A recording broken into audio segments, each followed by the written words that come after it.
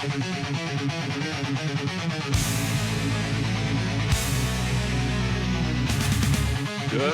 everyone. Welcome back to another great episode of Basscast Radio. I am your host, Brian Carter. And guys, in the house, man, we got a special guest with us tonight. Martin Vila from right here in Central Virginia has joined us tonight. And my boy Thomas with Fishing the DMV. Welcome, everybody. So, guys, real quick, we thought I'd bring Martin on and talk about 2025 and then his where he's going in 2026. I don't know if you really did. You ever make a real formal announcement? I know a lot of anglers I've did. been If you did, I apologize. I missed it. But I have not. I've been MIA really. I go into this reclusive state usually postseason every year. I'm addicted to fishing, addicted to bass fishing, but I love my break. And yeah, I'm addicted to fly fishing, saltwater fishing, and we've got a little few whitetail running around behind the house too. So it's just one of those things. It's been taking me a longer than usual time to kind of dictate or decide what I'm doing, for 2026. But yeah, I'm here. I haven't I right. haven't really talked about it other than a couple close friends and the beautiful lady that I have here. There we go. All right, so we're gonna talk about that tonight. But first, Thomas, what is up, brother? How are things with you, man? All right, I think Thomas left us real quick. I think Thomas left us all together real quick there.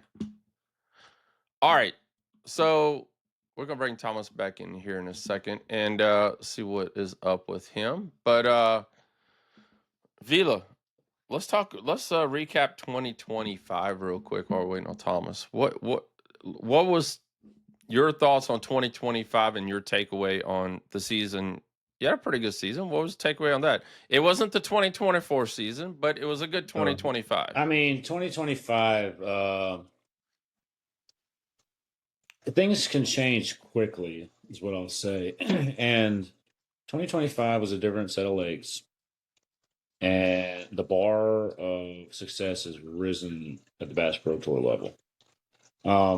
Right. What I realized, I tell you what I can take away from 2025 is that I'm underprepared at that level. And I recognize that the 2 days of practice that we had in 2025 versus the 3 days, I got a family, kids. I'm not traveling, kind of pinballing from every fishery like a lot of these guys are. And first of all, I'll say Right. kudos to every angler that's out here during the rut fishing. The guys that are kicking your butt all season are fishing right now while we're all hunting. And, that's usually the sign of dedication. And some of my favorite days of fly fishing actually were during rifle season out in Highland County when every redneck is not in the trout stream but in the woods. But the 2 days of practice to new fisheries, when you're trying to catch, find the lifeline. It's not a tournament. The Bass Pro Tour is not a tournament of size as a tournament of execution. And one of the things I've learned over the past 2 seasons is how many fish we all lose, but I lose, and how important it is to get clean. Right. And I look at these guys who have been more successful than I have, and looking at their, boating first hooking ratio, and just being able to utilize all 7.5 hours of your fishing time. And I remember the first Five Fish Derby that I stepped back into after I fished the Bass Pro Tour. It was the longest 8-hour day, 8-hour tournament of my life. And I won that tournament, actually. And I think my first Wow. 2 hours I didn't catch a fish. And I told my co-angler, I said, "Hey, buddy, if I was fishing the Bass Pro Tour, I said I'd be so far behind, I said I wouldn't be able to catch up." And but going back to like 2025, ultimately they caught them, and I didn't. And I started out great down in Texas, and there was a couple of tournaments where I was so close to doing well. The funny thing about the Bass Pro Tour and the level that it's achieved is that check catching or the catch rate of getting a check and making the knockout round are like sometimes so close. And it's a difference between just a fisher Yeah. pool. You could be like in 15th place and then have an hour lull and end up in 40th. And so the stress level that comes with that, back to that fishing, that five fish format tournament, it was like a breath of fresh air. Uh, the adrenaline rush that comes from the every fish catch format is you can't describe that on TV. And it's definitely more enjoyable in the team series from what Okay, I we're feel waiting because on we're Vila all to kind of come on back the here real same quick. level playing field. We don't know where we're Do we have a at. connection issue? So you're already Might paid be to the be there. You're software. not worried about It could be. you're getting your entry fee money back or point systems. But the Everfish catch format this year, man, I got punched in the face, and and I'm grateful for this really because it's kind of recharged my wanting to learn, which is kind of a youthful thing. We get to this stage of level of success where like, yeah, we can just wing it, and that's what I've always been able to do. Right. And after this year, I've learned that's not the case. Wow. Yeah, like I said, I mean, 2024 was an amazing year. Vila Yeah, was on top. And like I said, things change. And like you said, the different bodies of water and, definitely. trying to make the best of it. So, Well, the other thing too is that finding a lifeline of a lake and finding the big ones are two different things. And honestly, last year I didn't really recognize the difference. And I'll tell you another thing too about the Everfish catch format. It's a lot of it's mental. And one thing I've Mhm. learned that I've struggled with here is so let's say Mm, that your practice is 2 days, and this is the bar that you're catching them at. And then you come in and halfway through the first day of the tournament, you realize like it's actually right here. So do you right. continue to do this and know that you're never gonna climb up here? Or do you do something different that you didn't find in practice? And so that's the gamble. So you can either kind of crash and burn and know it the whole time, and you look back and your Marshall's got this kind of like this look, he doesn't want to look at you, and then I've been on both sides of it. So like the other side, when you're just looking back at everybody else, and you're like, oh, y'all can't catch them like this. And so ultimately, the Bass Pro Tour, the different schedules, the TVAs, I've learned. My best finish last year or this past year was at Red Chris. I think I finished 12th, and that's a fishery that I'm familiar with. It's different than the rest of the Right. TVAs. It's probably the greatest bass fishery in the country. Who doesn't want to be there at Gunnersville? But we also had 3 days of practice there. And honestly, just looking, having time to reflect on my professional bass fishing career, my statistics with 3 days of practice versus statistics with 2 days of practice, I've recognized there's a huge difference. And, those dudes caught them. Man, those are machines. Anybody who wants to try to compete at the Bass Pro Tour, be prepared. Learn from the mistakes that I made. If you're not pre-practicing, if you're not finding them fish, if you're not in Florida at the beginning of the season finding fish for a month later, you're you're 2 steps behind them guys.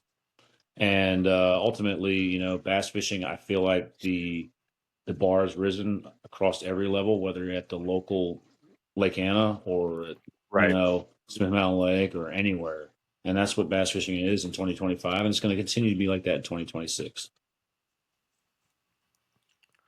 Um, we're gonna come back to that, guys, real quick. But we got Thomas back, so let's roll over Thomas real quick. And me and Thomas, Thomas broke probably one of the biggest stories in all of tournament fishing this past week. We're gonna let Thomas break it all down for you guys because I just been getting the bits and the pieces, and we've Bruce wrote a story, by the way. He wrote his opinion on the whole thing. It's up on the basscast.com now. You can go read it. I wrote a story on cheating because I talked about it on the last episode. We found a net on Smith Mountain Lake. We found a couple cages on Smith Mountain Lake. So we kind of wrote a story, and that's been still on fire. I think that's getting about 2,000 reads a day, or you guys are checking it out. Hopefully you're reading it. But yeah, I mean, right before two major events that were held on our body of water. But I'll let Thomas kind of dive into this event, which, man, it still to this day, it blows my mind, to be honest. I mean, yeah, guys, I'm going to try to condense in 5 seconds what people have been talking about nonstop. You got a little for longer weeks. than that. Brian, yeah, first off, cheating is wrong. Case closed, roll credits. There you go. There's an individual, Jacob Hausman is his name. He has been caught up in a massive cheating scandal where the thing that finally got him was he took a old kayak, cut a piece of it out, and then he could go on his boat for the New York tournament that just happened, which is a month long.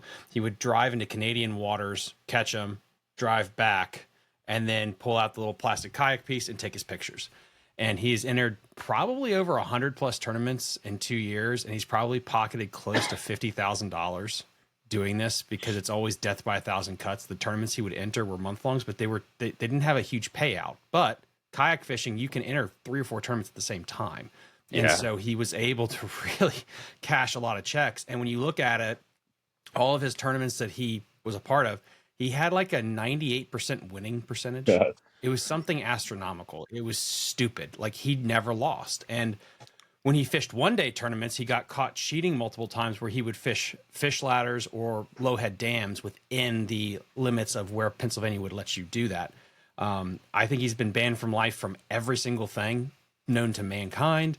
There's more information about that going on right now, if there's going to be legal action or whatever. So I can't talk about that specifically, but it was insane how long this went before somebody finally was able to break the story. So I don't know. It's crazy. People hate kayak fishing right now. People are all upset about, okay, this is the end of the world. I think everyone just needs to take a deep breath, let social media firestorm burn out, and then we can kind of get back to life. But the thing that matters is he was caught and he's being punished. And that's what matters is justice did kind of prevail there. So, yep, just type it in, guys. It's the only thing anyone's talking about this week. So y'all can find more of it. Sure. Guys, by the way, you guys don't know, me, Thomas, and Geek are in a big chat.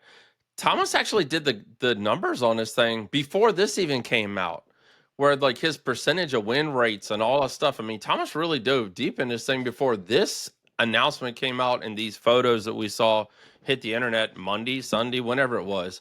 But you broke it all down for us. Like, there's no way in the hell this could happen.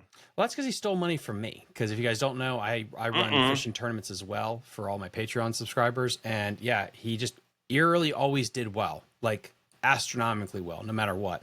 And that's when I kind of went full autism and went through all the numbers. And I was like, this doesn't make sense. Like Kevin Van Dam had the best win ratio, and it was nowhere near that. So there was something up. It's like Nancy Pelosi's stock trading.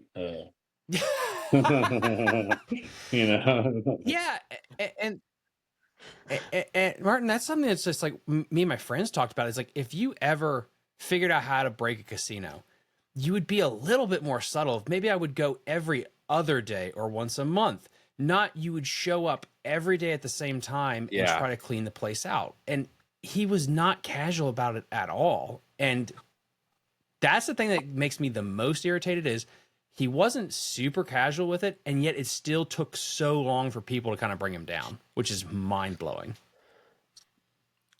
So it's still happening. It's sad to have to be honest, guys. We're right here at the end of the year. It's October. It's November. It's November. Right around the holidays. So things are starting to wrap up. And for something to come out like this at this time of the year, it just hurts the sport altogether. And it sucks not being able to start off on a fresh foot. You know what I'm saying? Very few things really help the competitive bass fishing, but a lot of things like that just hurt it. It just sours people out. I mean, especially the guy that's sitting there on the fence, whether he wants to continue to compete, whether it's I grew up fishing electric trolling motor tournaments. And if there's like just the bird of cheating, I mean, just a little bit of a talk and chatter of cheating, you're going to lose, 10, 15, 20% of your attendance right then and there. We were talking about, me and Martin were talking about it earlier before you came back on, before we came on the show, how big that walleye scandal was, how big there was a boating accident, how big that got out there. And, this gets into the mainstream and it kind of gives he doesn't understand what damage he's really done himself, but also to the sport. because it gets out there to the normal people. We're trying to get new fans. We're trying to bring people in to watch this thing. And then, we got the cheating, the information rule violations, and then we got the bullshit from forward-facing sonar. So, I mean, it's like all this together is like, God, I Yeah. want to just, I'm in the media and I just want to climb in a hole. But, I want to push against like Chad Hoover for this too. I think everyone's got to just get their panties out of a wad here, because it's like they're acting like this is the first time there's been a scandal in sports. Yeah. Houston Astros a couple years ago. Name Bill Belichick what he's done. Like this, when you throw money and people into it, and here's the common denominator: it's people. Oh, yeah. People suck. That's the hashtag. I lost y'all. And we will always have scandals in sports. It sucks. I am not saying you don't try to fix that issue. Yeah. But also, this whole pearl clutching of like, I'm never going to fish again because there's cheating. It's like, really? Come on. That's a little hyperbolic, I think. It sucks, but justice prevailed, did it not? Like, we were able to actually catch him, and that's what matters. Yeah, that part, like I said, it definitely needed to happen. And, sitting here thinking about $50,000, that's a whole lot of tournaments. Because you guys don't understand, some of these tournaments don't pay but like $300-$400. Probably what's the average pay, Thomas? Like a couple $100. Even when we were running our tournament series here, I think 25 anglers are maybe taking home $200. Month longs typically be smaller. They're smaller payouts versus like one day, because like he won the Susquehanna Fishing Tackle tournament, and that one was like $12,000 in the fall, but that was a one dayer. But again, the spreadsheet I did was, let's say it's $300 to $400, but you enter 150 tournaments each year.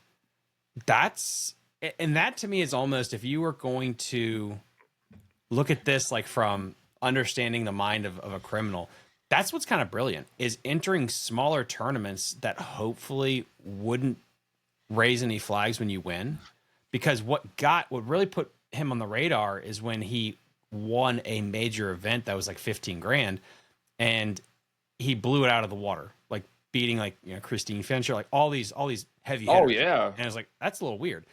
If he just stuck to doing the month-long stuff and just doing that for a couple of years, he probably could have retired, honestly. That's what was just wild. It's not, it's not the end of the world. We're going to recover from it. And, boating guys are not blameless. Like you said, we just saw fish traps on Smith. There's crap, and like, go to Alabama. There's tons of stuff when it goes there. It's both sides, but we're just putting more of it to light. People are becoming more vocal about it. I don't know. It's interesting how this stuff does go in waves, where all of a sudden there's 1,000 stories about cheating now, which is, why is it in the zeitgeist? Cheating's always been there, but it's just now that people are willing to look for it, or they want to do stories on it because it gets the views and the clicks.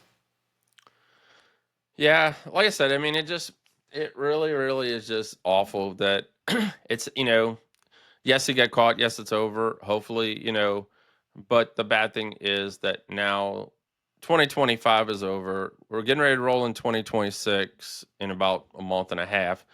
And we kept talking about that so much on here, about hoping things get better in 2026 and just ending a high on a low. So, it's like, or to be honest, ending a null on a low, because it has been a heck of a season. We've talked about that, how it's like the season of just blah. There was no, ever since Easton Fothergill really won the Bassmaster Classic, and that whole entire story that went behind that, how he had, with brain cancer, or his illness, and then how he, won the 2025 Bassmaster Classic. Other than that, it's been really Vila, probably one scandal after another, isn't it? So, let me turn him on here quick. But yeah, so hopefully we'll see a better 2026. Can you hear me? Yep, we got you. All right, I was just making sure. Yeah, there's always a new problem, new scandal next year waiting for you. There's been a lot of scandals in sports lately. Seems like it's just sucks, because it's like a trait that people, or a certain small group of people, have, just to have to be on top. And whether it's winning excessively in tournaments. I'm surprised that the tournament trails kept letting him win at that or let him succeed at that. I helped some buddies of mine, and don't get this twisted. These dudes are sticks. I've been fishing against these guys since I was 20, and I helped some guys down at the Chickahominy back in middle of summer. And I think they went like 3 or 4 tournaments in a row over 20 pounds, and the club was like, "All right, guys, you guys gonna kind of go on Oh somewhere?" wow. Yeah, I mean, look, that's what's happened to bass fishing over the past 20 years, I'd say. I remember when I first got into fishing Lake Anna, it was like Lake Anna used to be the premier tournament fishery in the state, really. And I mean, there'd be 100 boats waiting for on a Tuesday, a Friday, it didn't matter. Mm-hmm. And, people want to be around uh, equal competition. And so all these little micro clubs just kind of branched off everywhere. And I mean, you've got guys who are hammers, you got there's small little 20, 30 boat clubs all over the country that all have pro level anglers in them. And honestly, the pro tournaments used to come to these fisheries and the locals would get in there and the pros would kind of prom. Nowadays, before shooting sonar, there's a dude that's got a little extra amount of time on his hand that's ready to take your money all across the country. And I think like with the tackle warehouse, not to change the subject, they're trying to get to the 124 boats. I think they need to allow just them to fish and not the cherry picking. Um, Yeah.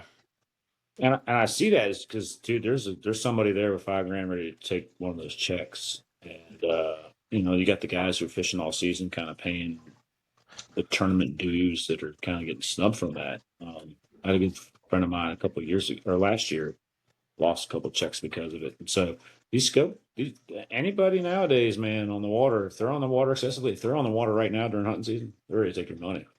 Are your camera sideways, by the way, real quick, Vila? But if I saw a T-shirt, I was up at where was I? I was at Lake Anna. No, I wasn't Lake Anna. I was at the that 94.9 Star Country, and a guy had on shirts. If you're not scoping, you're hoping. Yeah. Oh, that's true for the most part. Depending on the season. So Uh, yeah, so I mean that hopefully, guys, in 2025, just turn it that way probably, and you should have it.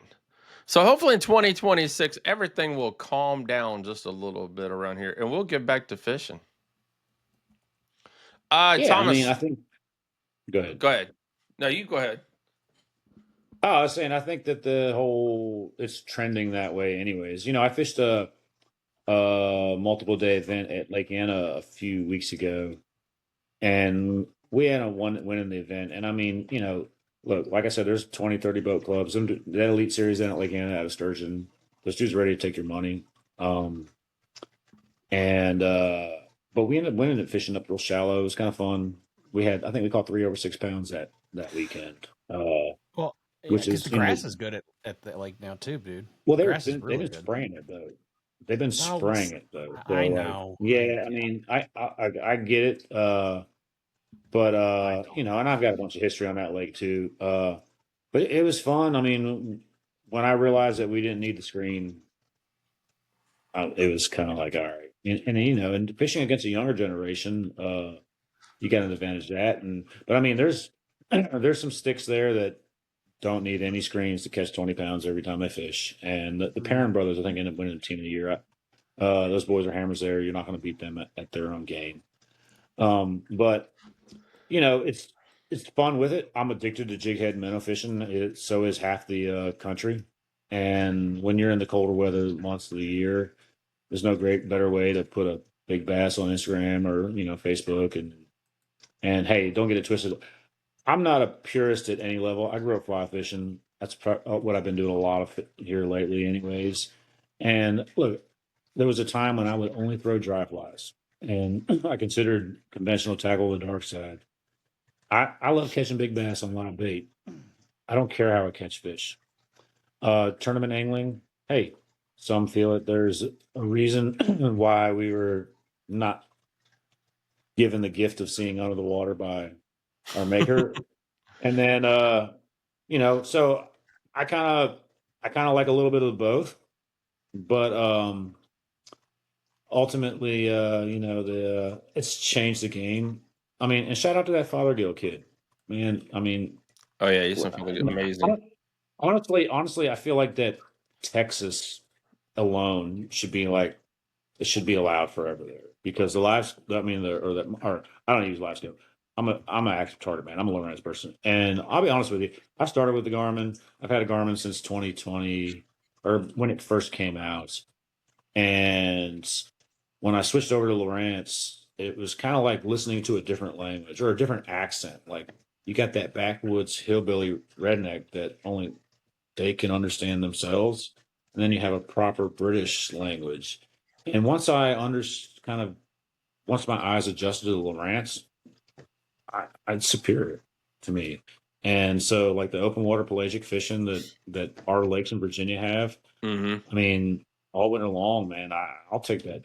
I'll take that Lowrance 2-1. And actually, the tournament I fished at Lake Anna a couple weeks ago, it was out of my partner's boat, Timmy, and he's a good friend of mine. And man, he's good luck. We call it Timmy luck. I kind of rent him out to fellow competitors, and he usually catches the big fish of the day, and they win. And I don't even think it's the skill that I have; it's just having him on the boat. But anyways, he's got a boat, and I had spent a couple years since I fished without a power pole on the boat, and he's got a brand new boat, and I'm used to the he's got the power pole trolling motor on it, and I'm used to that. And I'm used to the little rants, and I mean, I personally haven't been cut on mine, but fishing a fall tournament at Lake Anna, and once I realized that we were not going to use my active target without power poles, I mean, I still like I could see the fish coming to our boat. I'm not fishing with the forward sonar, but I'm not Right.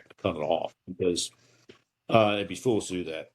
But just having to back flush your motor. Like I'm used to just and it was a hard thing to do. And at 2 years of not having poles in my boat, or maybe three, I think it's been. That was a Oh wow. huge adjustment. We were lucky to survive that, but there was one bite in particular that I was normally would have pushed down. And like he said about the grass, there was this one little clump of grass, and I wasn't even fishing the grass, but there was one little clump, and I brought the chatterbait by it, and like a 6, 7 pounder, like rolled it right at the boat. And I know if I had poles, I'd have got that fish. We still won; it didn't matter.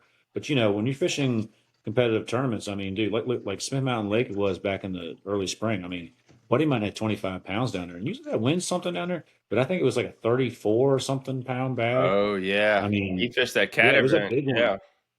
Yeah, so like when you're catching 6 pounders and you miss a 6 pounder, nowadays that can cost you. And like I said, man, the bar's risen, man. Everywhere you go, there's a pro level bag, pro level fisherman ready to take your money. He might not be a pro everywhere he goes, but at that place you're showing up to, Can he you, is.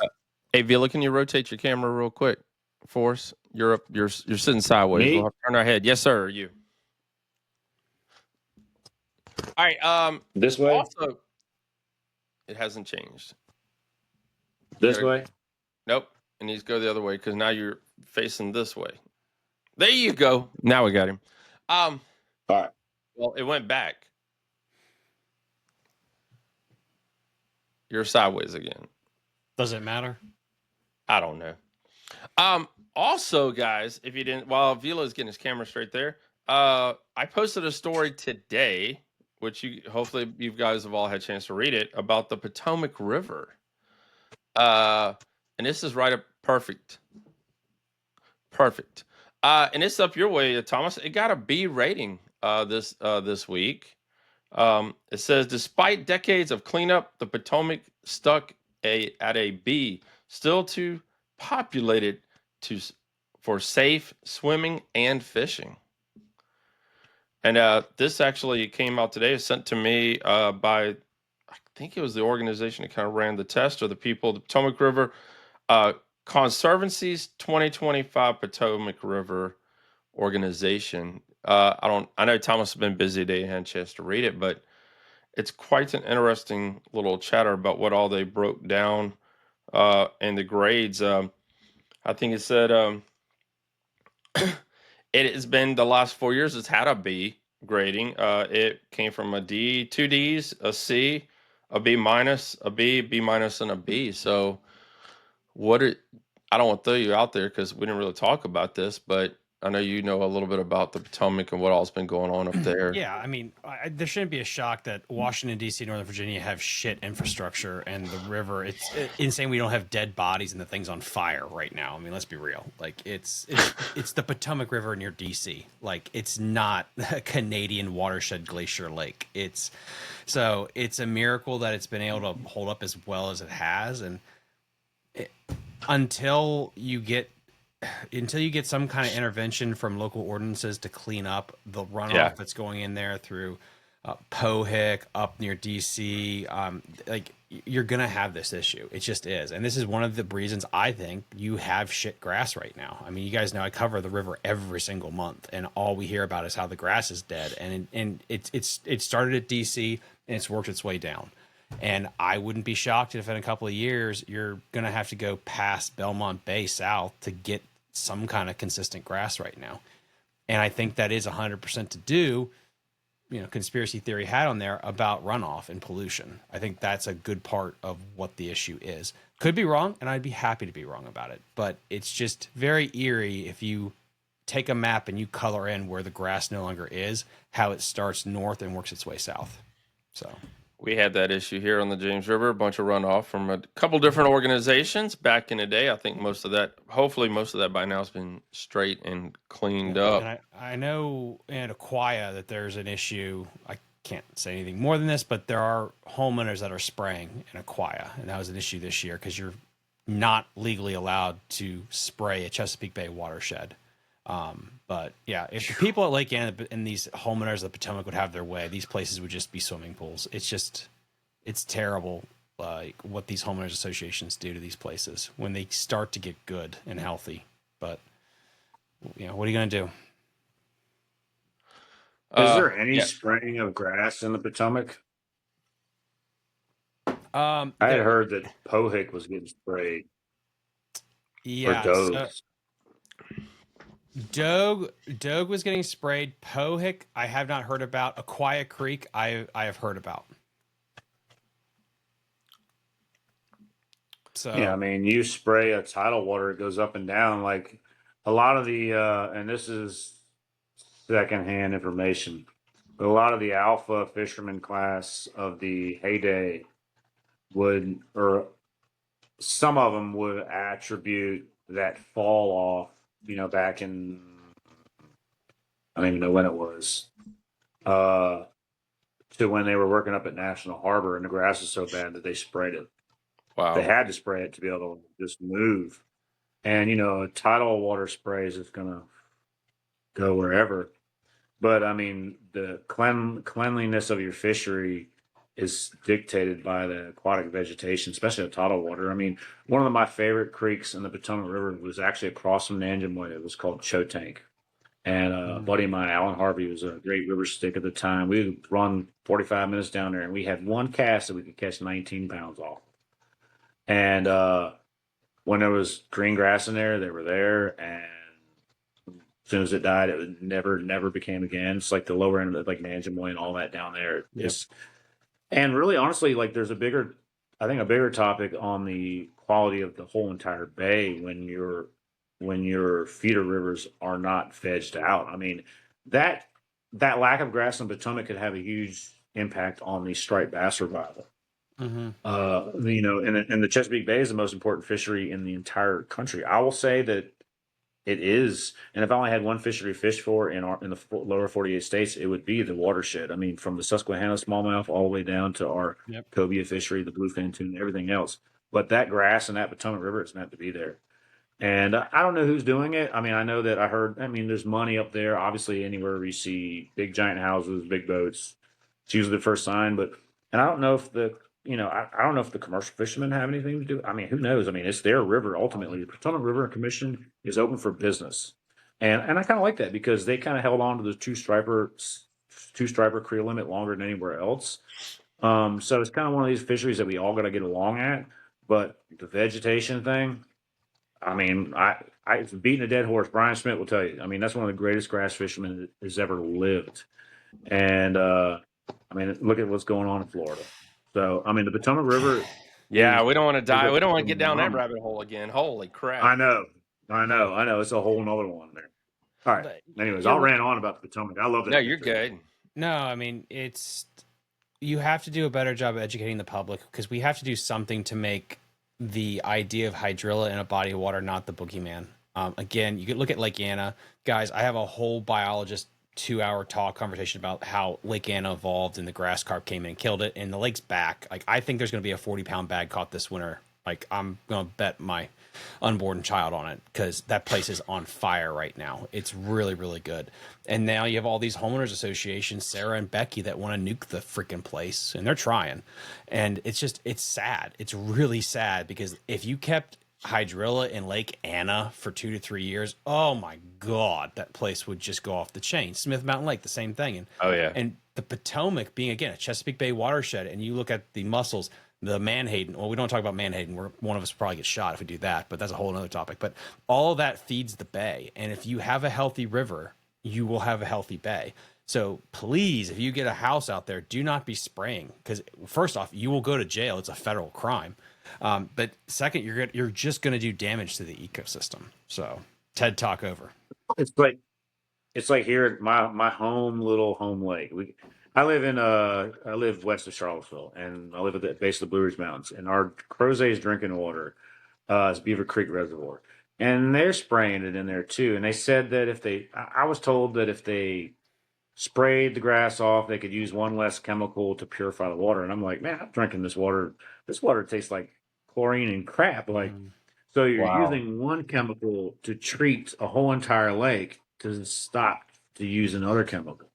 And so, I mean, I know there's lobbying involved, like everything else, somewhere I down the think what line, happens is and just the- dumping some he's stuff. not Over. If hitting you can the get paid to button. dump some chemical in the. It's probably this Water thing, to do 'cause it, this but thing is starting Lake to Anna, tell me I mean, I'm going to be dying here soon. I don't even. Who knows what its Oh, wow. full potential is? If it Okay, was then. treated as We're a learning a lot fisherman's lake, tonight, boys dude, that and could be one girls. of the best fisheries in the Um, entire East Coast. So we'll get And, back to Velo and since in the it wintertime, scrolled back in here. it But arguably is. I mean, yeah, I like you mean, said, there's a the heck of a potential lot of stuff going 40-pound on right bag, now in our bodies of can water come, and in especially the with the lakes tiger and bass rivers and creeks you know, where we the live. thing And about Anna is hopefully it's soon a we can get the right milkshake of people bait fish. When you in have blueback place herring, that would redfish shad, and help gizzard us put it all shad. back together. And So, what makes Anna guys, different by the from way, the we rest are of trying them out a is different it's like a service different lake tonight. each section. You have the lower end We of the only lake, need another and 50 pretty much to from the 100 power plant Patreon down, you members have to that be able to back afford the swirl rest of it. warm water that comes So, up, and then from there to like here's, I would 208 is You another know, little I got a section. whopping And then 4. from 208 I would love to splits. have And 50 so that Patreon phenomenon that members happened a month. last That year, would be you had the upper end of amazing. the lake So freeze I'll throw a up, little and plug in here you pretty real much had the quick. whole You entire know, I lake's like to go back population to in like this StreamYard, but 1/3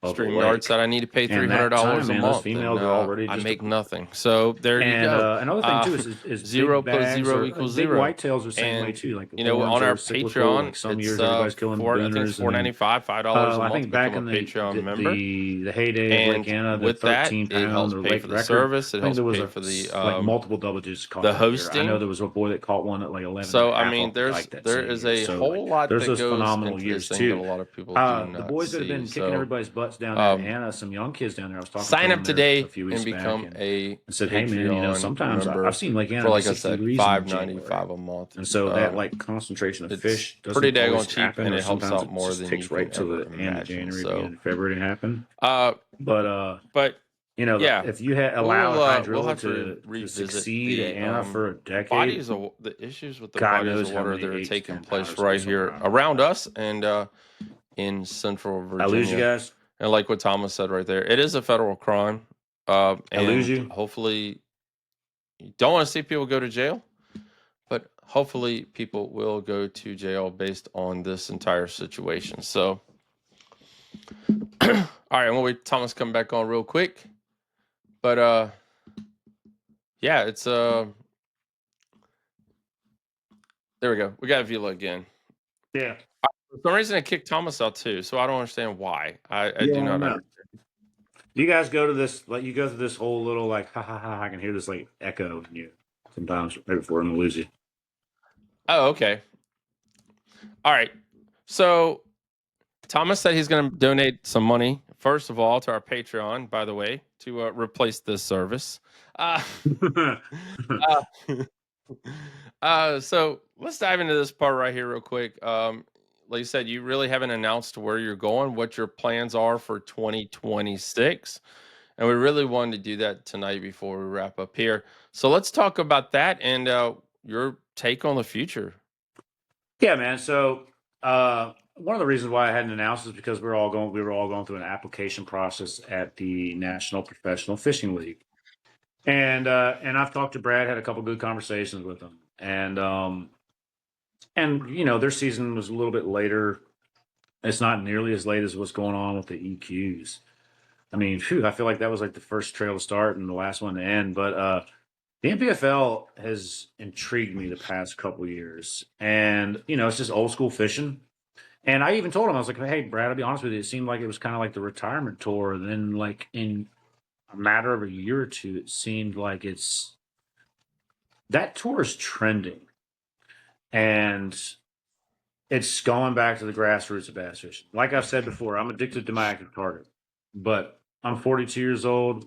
I grew up watching these guys, and honestly, I think the reason why that sport was so uh awe inspiring to us was because all those little nuances that have kind of been like just discarded with forward shooting sonar. Like, yeah, you got this little nuance, but it doesn't matter because you can't catch 22 pounds. Like I Right. can. And so, like, we were trying to get in the minds of Kevin Van Dam and trying to get in the mind. Remember, you know, like pre-scope. Remember, the mind that we were trying to get into was Jason Christie, right? Mm-hmm. And so, like, one thing I'll say though, uh, with the Bass Pro Tour I was fishing, the one period, I thought that was kind of cool until the first tournament. Then we realized you can win this thing off one period. I'd rather fish with it or without it. And Right. I think that's one of the reasons why some of those guys, like Bassmasters, would do anything to have Jason Christie and Greg Hackney win a tournament at the elites. And one of the things is they've all also got that in the back of their head. Like Christie, you know, I mean, I think he was like one of the OGs winning off Garmin or something back in the day. But when you have to, when when you're trying to do it all, and that's one of the things that I recognize my failure this year was you can't do it all. The guys who are successful at the Bass Pro Tour, they're stuck to the forward sonar, or they went to their roots, and trying to do both minimal practice. And I think that's one of the problems with those guys that you see have maybe not quite making the classic over at Bassmasters, but then thriving at the Right. NPFL. Is like they've they've gotten all that out of the way, and they're just going back to do what I do. And so, you know, you combine that with the five fish format. Like a five fish format for me is a breath of fresh air. I'm so blessed and so grateful that I fished the every fish catch format because it made me realize how wrong or how misused my time was. And I've always gotten like when we fish tidal waters, I always got like, all right, I got 2.5, 3 hours. Like I got to focus, Mm-hmm. and I have to put it together. But and I've done a lot of lollygag fishing. I honestly, and some of that I call that lollygag fishing is kind of like, hey man, you see that boat dock way over there all by itself? Like it's a gamble, but if I go take this and I skip it up underneath that, or if I go, you know, something off Mm-hmm. the wall, you know what I mean? Like where you can kind of, it's at the Bass Pro Tour, at the Everfish Catch Format, there's none of that. 2/3 of fishing, you can just ball up and throw out the window. The NPFL, they've grabbed all of that. Man, there's jig guys winning over there. Like, I mean, other That's than like awesome. here in the fall, I mean, I mean, don't get it twisted. Like, I'm not talking about like everybody's scopes and jigs, but I'm just talking about the old school. Just they got the chew in his mouth. I flip. I mean, that's like Virginia's like I feel like some of the best fishermen in Virginia that I Oh knew gosh. growing up were they put that dip in, flip, flip, and the trick and the one question you're trying to get out of them is, are they got a 3/16 weight, they got a 5/16, or they got a 3/4. You know, and that was the difference. And they got a creature bait or a Cinco or something like that. So all of that we've lost. And not saying that the forward sonar is bad because I love it. I've learned so much about it. The other species of fish beyond bass are like, I mean, I love catching trout. There's no better technology to catch trout. And with a fly rod, like scoping with a fly rod. And you look at like the Omni system that they got in the offshore world. So forward sonar is like kind of peons to what's really available there. But the NPFL said we're not going to play with that. And you know, I'm grateful that Brad let me in. I'm grateful. I've watched these guys that I'm fishing against, and it's just the bigger question to me is is the platform really making the anglers, or are the anglers making the platform? And Right. I feel like they're coming together, and word the grapevine is there's some endemic sponsorship coming to them too. That's kind That's of took its awesome. time to get there, and it seems like to me, and from what we're hearing, and I mean Brad's even confirmed this, whether or not how soon it's coming, but there's going to be a cut. They kind of want 100 boats, and right now I think there's 130 field, and when that cut, if and when that cut time comes, getting in is going to be next to impossible. The Elite 70 that Steve Camp runs here in Virginia, that's exclusive. That's what keeps it going. And that's part of the Yeah. problem with bass fishing is like bass fishing is like musical chairs. I remember Gray Buck and I, here we are the whole time trying to get to the Passport Tour, and we're watching anglers leaving, like, hey, bye, I see you. And we're like, what's going on? And now there's no like, people aren't scared to leave. And that's part of the problem with the whole, like, I think that was the biggest problem with the Title Warehouse. And they're correcting that. And, like, honestly, the roads to the Bass Pro Tour, if you're that angler that wants to go there, or the road to the elites, if you want to go there, I would take Tackle Warehouse because it seems like to me it's a better payout, much more enjoyable, not all life consuming thing. But as for right now, I'm definitely fishing the NPFL. I am on the fence on whether or not I fish an open division uh, or the Tackle Warehouse. Okay. Honestly, if they don't get to the 124 needed, I will probably try to cherry pick some of the Tackle Warehouse. I am thinking about fishing the whole trail, though. They collide with the NPFL eventually at the end. For you guys that don't know, if you guys haven't watched NPFL, you need to check them out. We watch a lot of NPFL around here. You do fish all 3 days. So there is no cut at the NPFL.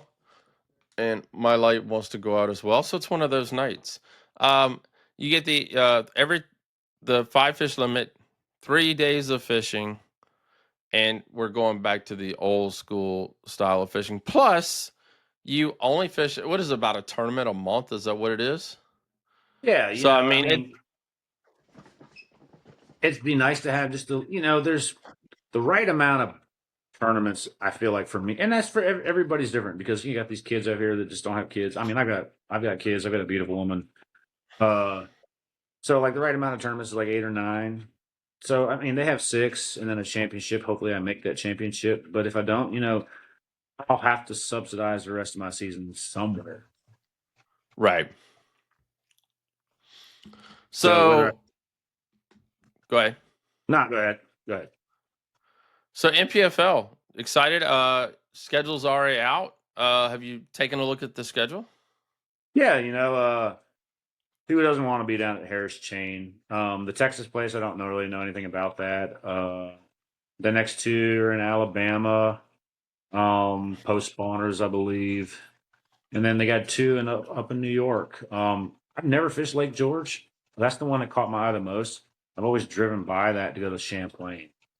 I've seen pictures. We popped our head over last time I was up there to kind of look at it, just get a view of it.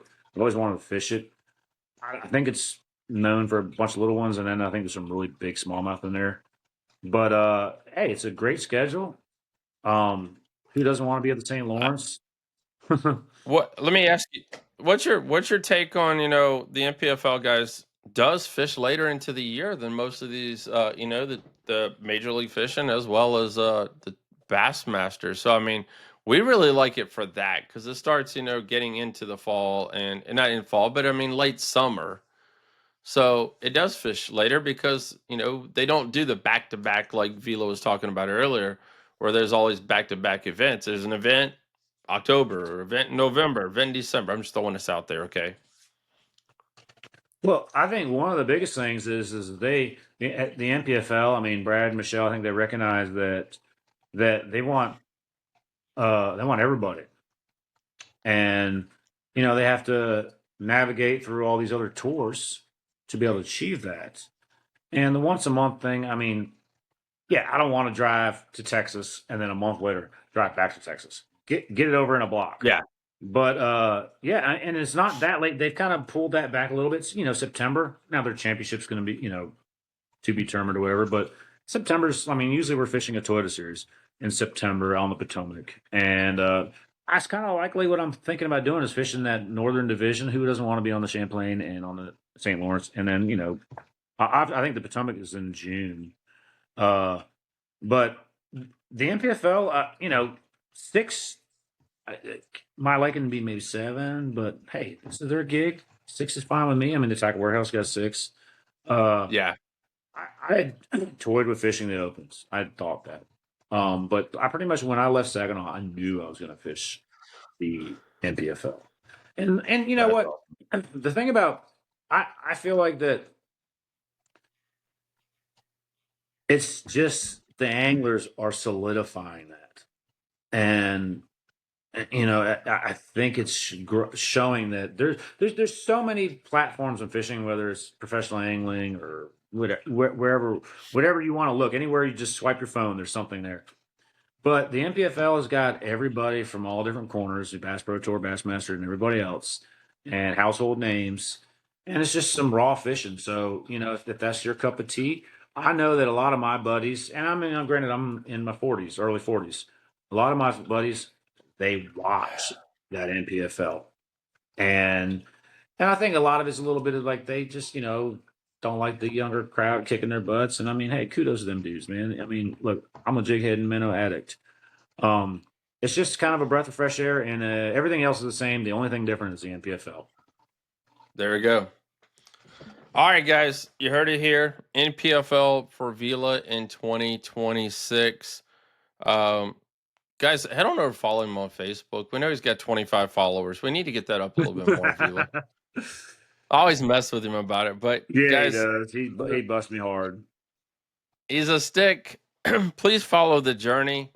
We're gonna get him back on the show probably at the beginning of the year. We'll talk about the season and when it all gets kicked off. I mean, also, it's almost. I see you at the BFL, every now and then. I've been trying to figure out how to whittle my way into some division there. Maybe fish the Alpha Series. I think the schedule's already out. I might have missed that, but something like that. I kind of want to fish a little bit more. I've been missing all that local regional stuff. And if I can maybe dip into one of those trails, I'll see you a lot more. Hell yeah. That's what, that's the cool thing about the NPFL. Even though you only fish a tournament a month, it does allow you to kind of dive into other stuff if you like to. And it's, they didn't really make it for the 9-to-5er who actually works a full-time job. It says, hey, I want to, or works for themselves. That says, I want to take just a week off, go fishing, fish a big event, bring home a big check, or have the opportunity to bring home a big check, and then be around the house the rest of the time and not be on the road for weeks and weeks and weeks at a time. So you get what you put in, and we're going, but you can just spend every waking moment thinking about the fishery, going to that fishery, still get your butt kicked. But the NPFL realizes that they have family-aged men and young bucks there ready to kick our butts too. And I'm all for that. I'm a family guy. I want to spend time with my kids. I got an 8-year-old, 10-year-old. The NPFL is where I belong in 2026. We're going to end it right there, boys and girls. Appreciate you guys all listening. Thank you, Vila, for coming on. We will see you all again right back here next week on Basscast Radio. Thomas dove out real quick. But hopefully we'll have the entire gang back with us. Again, guys, don't forget Patreon. We'd love to have you sign up, become a Patreon member. We put it in the comments section. If you guys listen to us on Spreaker, you can sign up there. I throw it up on Facebook from time to time. It helps more than you can think.